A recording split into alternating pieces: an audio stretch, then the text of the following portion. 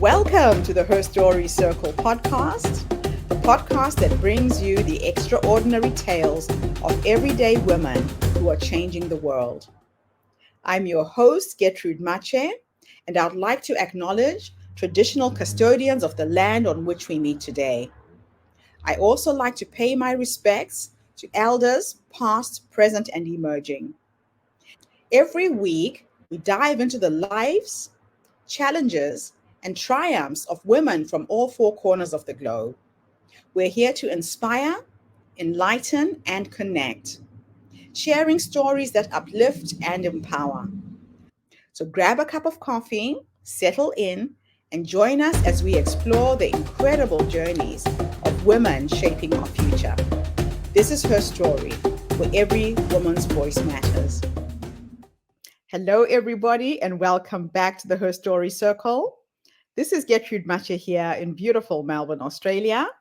And today I am graced with the presence of one of our members who I haven't seen for a very long time. Welcome, welcome, welcome back to the tribe.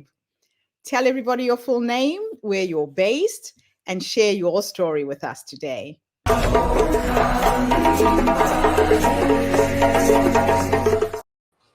Hello, thank you so much for having me on Her Story Circle today, Gertrude. So my name is Daniela Blechner. I'm an author, book journey mentor, founder of a company called Conscious Dreams Publishing, and we transform diverse writers into successful published authors.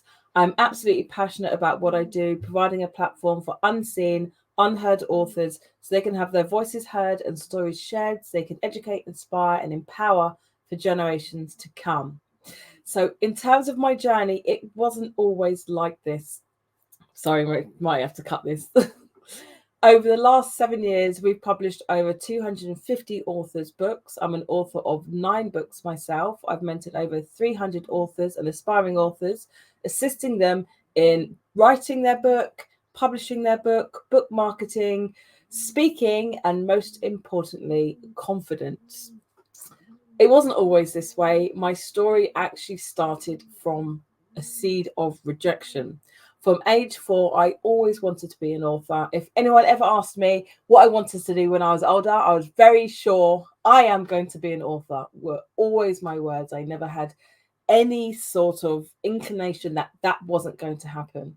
It's one of the reasons I absolutely adore working with young people as well, because they have an innocence and a purity about them. You ask them what they want to do and they'll tell you they want to be an explorer or an inventor or travel into space because they don't have these conditions or limitations thrown upon them. But as I got older, I realized that path would become more and more difficult. It started off with me actually, I'm an author first and foremost. So I wrote a book. It was actually a children's fantasy novel, and I thought that this is a book that was going to get published. In fact, the first book I published was actually a relationship book. Yeah, my first book was Mr. Wrong, which is a collection of stories written by women across the world who've encountered this infamous Mr. Wrong character. It's not a man-bashing book. It's a book that helps you examine, explore, and question some of the belief systems that we may have around love and relationships. And the reason that it's got success stories in there as well, and stories from men too. So this was a book, I never thought that this would be my first book. I always thought it would be the children's fantasy novel. I gathered lots of stories. I put a call out on a blog and I said, look, I have had a decade of dating disasters. Has this happened to anybody else? So it started off tongue-in-cheek, but I started getting lots of stories from women across the world, Jamaica, Australia, Canada, the UK, Europe. And I thought, there's something in this. And I collected these stories together. The point of the book is to unite, inspire, and empower women and to get us to have a better dialogue with each other and to not feel ashamed about some of the things that we've gone through in relationships. There's funny dating disaster stories in there as well, but stories of overcoming some serious toxic relationships too. So this was my first book, and I sent this off to agents. I wrote a query letter. What's a query letter? Query letter is like a one-page CV about you and your book. And normally you have to wait 6 to 8 weeks before you get a response. I stopped writing and I waited and I waited and I waited. And then all the letters came rolling in. one or two. And it was the same thing, great writing capability. We love your humor. We love the message of your book. However, you don't have enough of a marketing plan or a social media presence. And I hadn't realized that these are the things that are essential to, the success of your book. And agents are asking for more and more now for writers. So then I did what they tell you not to do, and that was to start pitching my book to traditional publishing companies like HarperCollins, Random House. And these are the kind of companies where you need to have an agent. So I sent off all my proposals again, first 2 chapters, query letter. All the letters came rolling in. 1. Hello, Ms. Blechner. We love your writing. Poignant message. Brilliant idea. However, we don't accept unsolicited authors without an agent. And it was that was the epiphany moment for me, where I realized all this time I'd stopped writing. I stopped doing what I loved, and I was waiting and waiting and waiting. And I realized at that point I wasn't waiting for a response. I was waiting for validation, somebody to tell me that your story matters, your voice matters, you matter. Let's publish this book. And then I thought, by hook or by crook, I'm going to do it, because they've told these women and these men who've written these stories that these stories are going to be published. And so I researched incessantly, how to set up a publishing company, what makes a good editor, how to typeset a book. I pulled together a team. I created the book Mr. Wrong, and it did really well. I hadn't published a book before, so I didn't realize I was going to be getting all these opportunities to speak. I was I had lots of media coverage. I was on the bestseller list, beating Steve Harvey, Think Like a Man, Act Like a Lady. Not sure if you know that. And then from here, I started to get lots of people asking for help. Can you help me publish my book? And I was assisting them out of love, really, as a labor of love. And then they started doing really well. And I thought, I should have charged. No, I thought, this would be a great business, because my background is teaching. I teach secondary school children. I love mentoring. And I love drawing gifts and talents and getting people's voices to the forefront and helping them to write their stories and express themselves. And so I set up Conscious Dreams Publishing. And before that, obviously, I published my first book through Conscious Dreams Publishing. I set it up as a publishing company that enabled me to publish other authors as well. And it's gone since there, really. And I think when people ask me how I always wanted to be a publisher, that was never my dream. My dream was always to be an author. But seeing that there were so many people who had amazing stories, overcome, phenomenal things, or just brilliant creative ideas that weren't having that seat at the table. And I believe that if we feel a door is closed or we haven't got a seat at the table, we have to create that table and help other people to that table as well. So Conscious Dreams Publishing is really about empowering authors through the process, assisting them with bespoke publishing and mentoring services, so that they can publish books that they're proud of, books of value and worth, that are edited well, they have a good marketing plan, and give them the confidence to be in charge and have authority over their book. So we don't take royalties. They pay us for the services to publish and create and distribute the book. The author has complete ownership over their book, as opposed to not knowing how many books they've sold or what their royalties are. And I wanted to offer the kind of publishing company that I would have loved to have had when I published my first book. So that's my story. Danni, your story always fascinates me. The very first time I met you, I knew there was this little X factor about you, about what you do, just capturing the essence of so many writers. So you've been a transformative figure for many writers through Conscious Dreams Publishing. You've told us what inspired you to start the journey. How do you think it sets apart from other publishing services?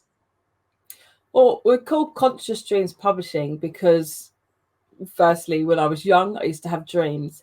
I never really had nightmares, but when I did, it would be things, for example, somebody chasing me, maybe. And then whilst I was having the dream, my mind was able to stop it and say, this is just a dream, you can change the outcome. And that's what I did. I thought everyone could do it. That's what I did. I would sort of wake up, sort of consciously wake up, but also still be in the dream. and decide on, when I was going to come back into that dream, I'll change the outcome. And I feel that we are like this sometimes with our stories. Sometimes we can go through very challenging things, but I feel like we can always change the outcome of where we started. Doesn't have to be where we end. So I find a lot of authors maybe have had challenging things in their lives, and by them writing their story and writing it from an empowered place can actually be a very transformative process for them and the people that read it. But also we're called Conscious Dreams Publishing because we can have so many dreams, but we may never put the words and the actions and the thoughts towards actually getting it done. And that's what we're about, is helping people to navigate those ideas and actually get the book done. We also offer audiobook services as well as book strategy calls. And we're not just a publishing company, we're very much a community. So with the 250 authors we've worked with since 2015, I'm still in touch with 99% of those authors. And, whenever any events or opportunities come up, we still are very much a community, and we share those events, and because writing can be quite isolating. That is so true. Now, you mentioned the importance of diversity and representation in literature. Mm.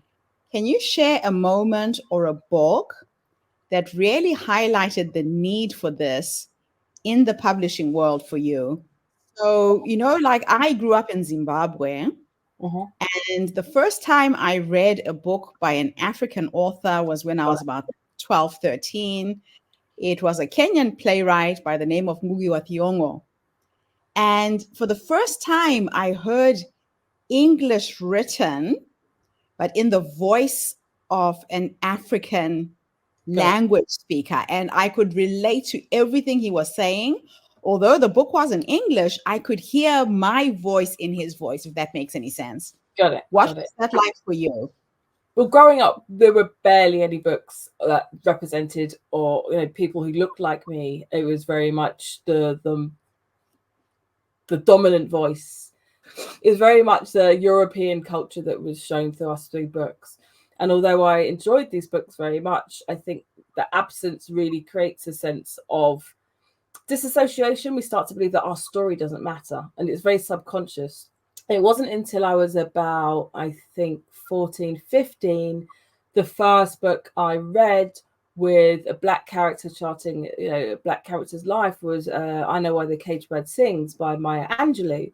And I clung onto that book. I read every single one. I wanted more and more and more. And then there was Alice Walker. But then I realized this is all very well and good. I'm reading about the Black experience in America. I'm Black, I'm from Britain. I want to read books that feature characters that represent my culture and the country that I live. Then I started reading books by Cortia Newland. Mallory Blackman is a big one. I think she was one of the first pioneers to really make it as a Black British writer. And her books have just transcended just so many barriers and reached so many different people on a global scale. She's somebody who I really definitely look up to. I love that. It's always important for us to believe that we can be something when we see someone else who looks like us, who's gone before us. So those role models are really important. So your own story of overcoming personal challenges, such as autism, ADHD, and dyslexia, is incredible. Okay. So I've got Asperger's, so autism spectrum, with traits of ADHD and dyspraxia. So that's about coordination. Sorry. So I said, okay. Spelling is the one thing I can do. Dyspraxia is incredibly inspiring. Explain to me what each of these conditions is, in case there's somebody who has a child who's struggling at school and they're not sure what the symptoms are. And how have these aspects of your life influenced your approach to mentoring and publishing? That's an interesting question. I mean, it's something that needs a lot of time to break down, because the autism spectrum is called a spectrum because it is so wide. There's so many people now, especially women, who are being diagnosed at a late stage because we mask it a lot more. And Yes. also that technology, or that wasn't really, it didn't really exist in that sense in the 80s. You were just either Yes. labeled disruptive, or you're not fitting into the school system, or whatever those labels were. Yeah. So the first one is you're not supposed to call it Asperger's anymore. It used to be called high functioning Asperger's, but what that does, it creates a sense of hierarchy. So it's just known as the autism spectrum. Okay. There's so many different aspects to it. So for me, some of the gifts, a lot of people on the spectrum have something called a savant, which is it's a special gift. My gift is I can remember chains of numbers. I can remember conversations word for word, the intonation of how somebody speaks. Don't give me a credit card. You know, playing the drums was something I found really easy because I could listen to it and repeat. So everyone has a different skill. It can affect people in different ways. Yeah, it's hard to kind of give all the symptoms because I can only talk about myself. Yeah. What I found frustrating was that the typical stereotypical idea of people on the autism spectrum don't have empathy. That's very much an incorrect fact. In fact, when I did the tests, I had a lot of empathy, more empathy. And the tests were done originally only against boys, and so we're only learning more and more about the spectrum. ADHD again can affect people in different ways. For me, I always knew that I had I loved school. I absolutely loved school, but my attention span, if it didn't interest me, I'm gone. I've switched off. Like somebody could be talking and my mind is somewhere completely different and I have no idea what they're talking about, and you've got to quickly get yourself back. Organization was so difficult. I couldn't tell you what lesson I had when. I just had people kind of running around after me telling me what lesson I had when. I don't know how they put up with me. Always forgetting homework and all of the losing things. It was incredibly difficult. But you learn things along the way. You learn how to strategize.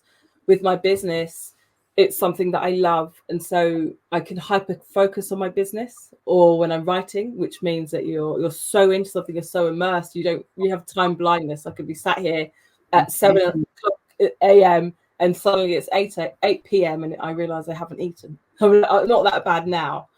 So a lot of people think attention. I hate the term attention deficit disorder. ADHD means that you can't focus and you're all over the place. It's not. You can really hyper focus on the things that you love. And everyone learns in different ways. I'm a very visual learner, which is why when I teach, I keep things very simple. In fact, I was able to diagnose myself in the early 2007 because when I was working as a teaching assistant, I was working with children on the spectrum, and I realized I recognized their brains. I could understand why they think that a certain way. And whenever I planned my lessons, I obviously eventually became a teacher. I keep everything very visual and easy to understand because that's how I learn as well. I mean, there's so much more to kind of discuss with it. I feel like I want to be able to do it justice, but in short, those are some of the things. Yeah, but what's fascinating is you were able to see what was in you and be able to help your students in a much more empowered way when most teachers would have completely missed what was going on. So with over 200 authors published, 300 authors mentored, what do you believe is the key ingredient for a successful book in today's market? I think the first thing is really knowing your audience. A lot of people write and they say they're writing for everyone and anyone. It's like, no. The clearer you are about your audience and who you're writing to, the more service that you can bring. You do yourself a great disservice when you try and target everyone. And that's not to say anyone can't read it. It's about being specific. So obviously the way that you'd speak with the 12-year-old is going to be completely different to a 25-year-old, a different lingo. You know, slang and lingo changes so much. But just have heart, write with heart. Don't try and be perfect. I think people who are writing, a lot of people never finish writing is because they're struggling with perfection, rewriting, editing over and over again. Structure it first and then get your heart out there on the paper. Everything can come out in the edit. And I guess the third thing is to structure it beforehand, to have a clear idea of where you're going, get your chapter headings outlined so you're not just kind of writing and going off on tangents. And the last thing, I'll give you 5. The fourth thing is to have a really clear message, know what your message is. And the fifth one is just to know your why, because publishing a book isn't just about the book, it's about the person. Why are you writing that book? What is the heart of that book? Who is the author behind that actual book? And the bonus is, please don't publish a book and leave it on the shelf. You've got to get it out there. You've got to get those media interviews. You've got to promote. You've got to market and just, nurture your book. I love it. Yeah, producing a book is like being pregnant for a very long time. And then suddenly the baby's out in the world. It's got legs, it's walking, but there is quite a lot of work that has to be done after the writing. The writing is the easy part. Yeah, the challenge comes in the marketing and promoting of your book. Definitely. So you achieve significant press coverage for your young authors, notably for Tiana and her book, My Afro. Yep. What strategies do you employ to secure such recognition for your authors? Well, you're going to laugh because this one was the one that didn't have a strategy. So we do offer strategies. We do reach out to media outlets and write press releases. And I've got a nice little notebook of, people's contact numbers. But Right. how this one came about was 2 things, actually. She published her book in 2020, December. And I use social media to promote my authors, and I did a post on LinkedIn, and somebody quite well known saw it, and suddenly it was getting all this traction and it became viral. It's like, what's going on here? So she sold 700 copies before it was even out, which is very exciting. And then there was like a period of, quiet. So I think about a year passed or 8 months passed. Right. And it died down for a little bit. And I was running an event called Black Authors on the Rise, celebrating our Black authors for Black History Month in October. And my least used platform, Gertrude, I use all the platforms, but I really I'm not that great with Twitter, but I still persevere. And somebody sent me a DM, and I don't normally check my DMs. And she said, I love the work that you're doing. I'd love to interview you and 2 of your authors and talk about, how you representation and diversity in literature. I was like, great. So we had an interview on Zoom, and then before we knew it, the article went out and it was on BBC, ITV. I was doing phone calls to speak with Tiana because she was obviously the author I brought on. Yes. And blew up. She ended up being on Good Morning America, Kelly Clarkson's show, Breakfast Television Canada, and Ebony Magazine. She's just done brilliantly. And that was actually done with no strategy, but I don't want to do myself a disservice by saying that, because I guess the strategy was being consistent. I hadn't planned to get this media coverage. It was through constant promotion and being consistent on my social media and just being found by the right people. That is just amazing. Very, very inspiring. So you just have to keep putting yourself out there. So you lived and worked in Tanzania as a teacher. Yeah. And you reached the summit of Mount Kilimanjaro. What have these experiences abroad shaped your perspective on life and your career in publishing? I was thinking about my trip to Tanzania actually just today. It's not often I get to talk about it, but I was going through a really hard time. So I left school when I was 17. I had to repeat college 3 times because, again, it just wasn't.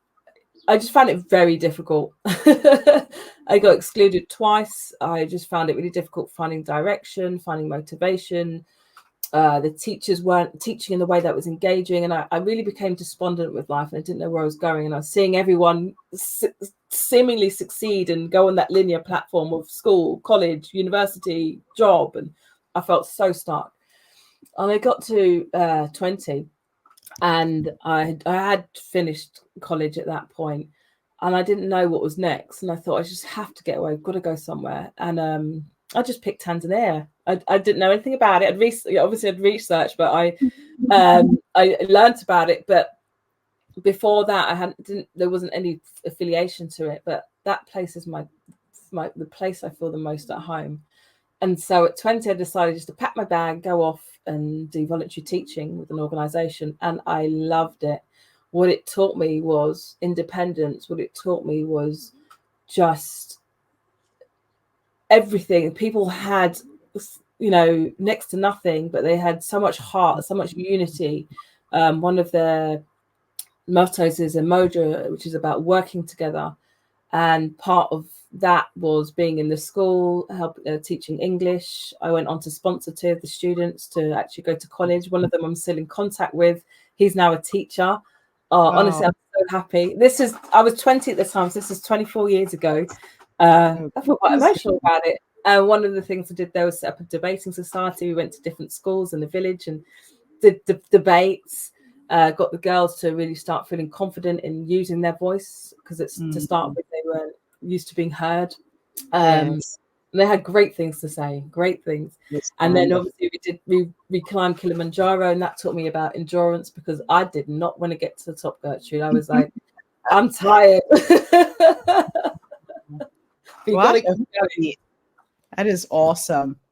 So finally, looking towards the future, what legacy do you hope to create with Conscious Dreams Publishing? And what message do you want to leave for aspiring authors and entrepreneurs? Oh, that's a big question.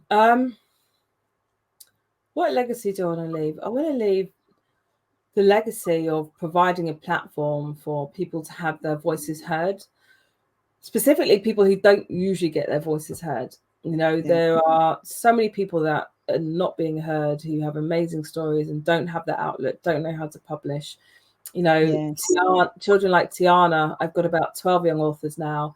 We're on Zoom and we have chats together, and they speak to some of our other up and coming young authors. When I hear them speak, they're like, this 9-year-old saying, oh, for my next book, I'm going to be writing about X, Y, and Z. And for them, it's totally normal to see, 12 young Black authors being authors.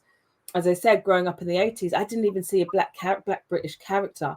They would have been my role models. So my legacy, I hope, is creating a new generation of children who see this as completely normal. They can do anything they want, publish books, write books, create characters, and things are changing. And I'd like to feel like I'm a part of that change. I've become part of that change, a cog in part of that change, because there's so many of us doing amazing things, and together we can really make a difference. My message for up and coming or aspiring entrepreneurs is to keep going. When you feel stuck, remind yourself of what that seed in your heart was, why you set this up, because there's going to be challenges. There's going to be times where you think, listen, I'm out, man. I can't do this anymore, like climbing Kilimanjaro. But when you hold on to the why, and like you just said, what you want your legacy to be, that then becomes bigger than you, and you have no